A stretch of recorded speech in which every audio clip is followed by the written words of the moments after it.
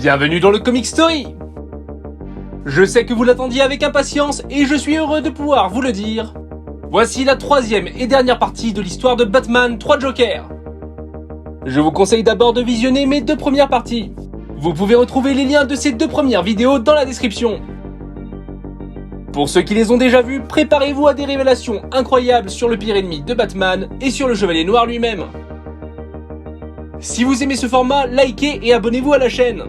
Du très lourd arrive, comme une vidéo sur la mort de Robin. Cette vidéo sera très liée à l'histoire des 3 Jokers.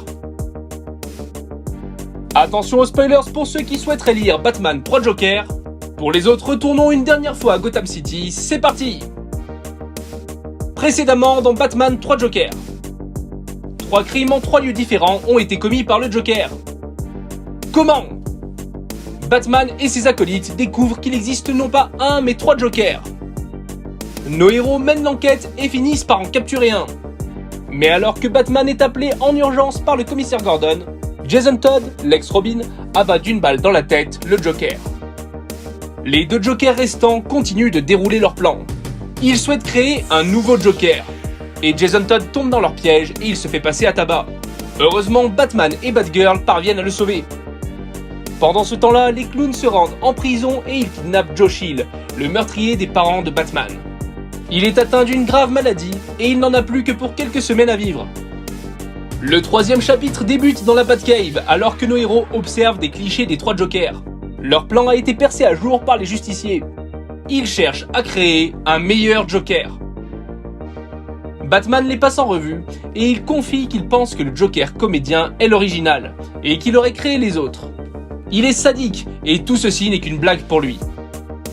Jason Todd, quant à lui, soupçonne Batman de connaître la vraie identité du Joker, mais Bruce Wayne nie en bloc. Ils sont interrompus par une alerte leur annonçant l'enlèvement de Joe Chill par les 2 Jokers restants. Batman fouille la cellule du meurtrier de ses parents. Il y trouve des lettres d'excuses destinées à Bruce Wayne. Mais parmi elles, une lettre est destinée à Batman. Elle contient un ticket du Monarch Cinéma pour la séance The Mark of Zorro.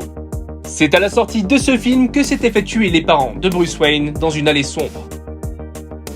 Nos héros savent qu'il s'agit d'un piège, mais ils s'y rendent quand même.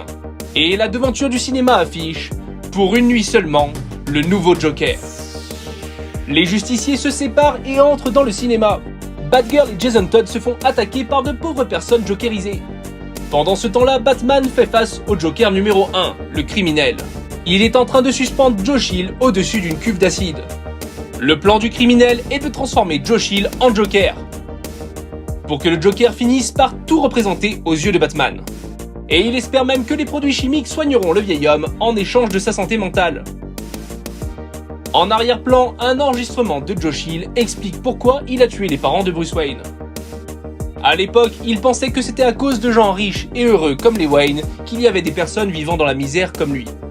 Et ce soir-là, il n'avait pas vu l'enfant. Bien plus tard, il comprit que les Wayne essayaient d'aider Gotham et ses habitants, et toute sa vie, il regrettera son geste. Le Joker menace Batman de déclencher un gilet explosif qu'il a sur lui. Mais le Chevalier Noir passe à l'action, il frappe le Joker et fait tomber son briquet dans la cuve de produits chimiques. Le cinéma explose et s'enflamme. Batgirl et Jason, qui faisaient face au 3e Joker, le comédien, sont pris au piège et le clown s'échappe. De son côté, Batman parvient à sauver Joe Chill et à expédier le Joker criminel à l'extérieur dans une ruelle sombre. Joe Chill fait face à Batman et lui dit qu'il sait qui se cache sous ce masque. Il s'excuse auprès du héros quand soudainement des briques s'effondrent sur lui. Heureusement, Batman le sauve in extremis.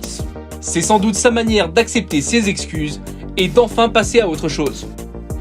Mais le Joker criminel se relève et s'apprête à déclencher son gilet explosif. Il sera tué d'une balle dans la tête avant de pouvoir agir. Cette fois-ci, ce n'est pas Jason Todd, mais c'est le 3e Joker, le comédien, qui est à l'origine du tir. Le dernier clown jette son arme et se rend à Batman. Dans le fourgon qui les mène à l'asile d'Arkham, le Joker va faire d'étonnantes révélations à notre ami Batman. Pour commencer, il connaît les identités de nos héros. Quel choc de voir le Joker appeler Batman Bruce Wayne. Mais il dit aussitôt que le monde ne doit jamais savoir, car Batman pourrait arrêter d'être un héros si son identité était révélée. Batman lui demande ce qu'il veut vraiment. Son plan n'était pas de créer un autre Joker. Le comédien désirait que Batman sauve et pardonne Josh Hill et qu'il passe à autre chose. Ainsi, sa plus grande souffrance ne serait plus l'homme qui a tué ses parents, et le Joker serait enfin au premier plan dans la vie de Batman. Il n'existe donc bien qu'un seul Joker, et il est désormais le plus grand cauchemar de Batman. Mais l'histoire n'est pas finie, et une autre grosse révélation arrive. Bruce Wayne va rendre visite à Josh Hill, et quelques temps après, le vieil homme décède. Finalement, Bruce et Alfred se réjouissent de la fin de cette histoire. Mais Alfred trouve tout de même cela étrange que Bruce ne soit jamais arrivé à percer le mystère de l'identité du Joker. Batman lui dévoile alors qu'il connaît l'identité du Joker depuis bien longtemps. Il a trouvé le nom du clown seulement une semaine après sa première apparition. Le véritable Joker est bel et bien le comédien, créé par Alan Moore et Dave Gibbons dans les pages de Killing Joke. Il avait à l'époque une petite amie enceinte qui mourut dans un accident. C'est du moins ce que les policiers lui ont fait croire. La réalité, c'est que sa femme voulait le quitter car il sombrait vers la folie et il devenait dangereux. Les policiers lui firent donc croire à un accident pour mettre la jeune femme et son enfant en sécurité. Et Bruce Wayne le sait, si le nom du Joker devenait public, la presse retrouverait sa famille. Ça les mettrait en danger car le Joker pourrait aussi les retrouver. Donc oui, Batman connaît le nom du Joker, mais il doit demeurer secret pour garder sa femme et son fils en sécurité.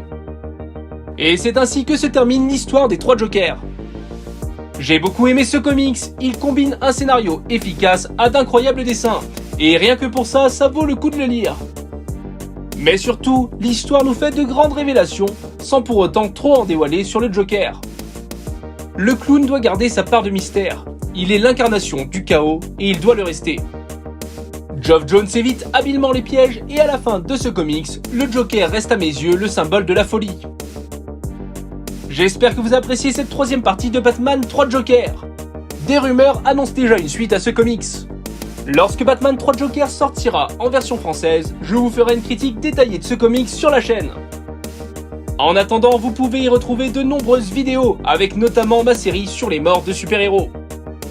Et je vais bientôt sortir des vidéos sur les morts de Batman, Robin et du Joker dans les comics.